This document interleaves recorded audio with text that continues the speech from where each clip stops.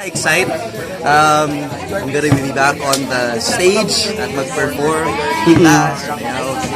Kaya nagpapasalamat talaga ako sa Your Face Familiar, to the network, sa Lab Production, for entrusting me, entrusting all of us sa Nag-audition ka ba? Or ba't ka nag-audition? Lahat kami kailangan mag-audition. Tinanong nila ako kung gusto ko mag-audition for Your Face Familiar. Nung una sabi ko, kaya ko ba talaga to? Kaya. Pero punta lang ako doon. And ginawa ko lang kayong gayahin. And luckily, they saw something there. Sa palagay mo, ano yung edge mo kumpara sa ibang mga Siguro, komportable ako. Dahil komportable ako, kumanta at sumayaw. That's my strength.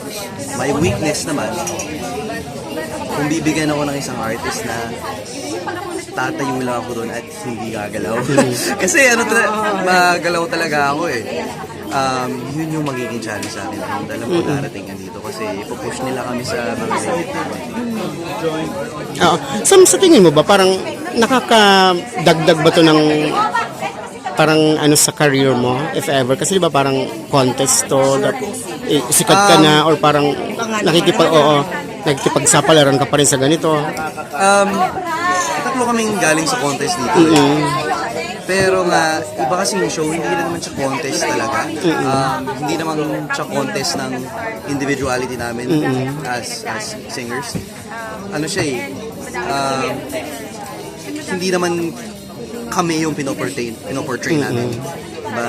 Nagiging ibang artist kami dito. So, hindi siya yung typical na singing contest na sinalagyan namin noon. Hindi naman siya nakakababa nung ano? Hindi naman. And bakit?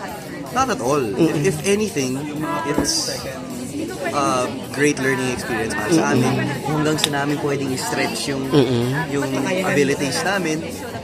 And yun din, nakikita mo rin kasi kung anong natin yung Pinoy magaling sa iba't ibang bagay, diba? And I think this is a showcase of that. You can show your... Magaling dito sa season 2 ngayon. Marami silang magugulat sila sa mga pwede namin ipakita.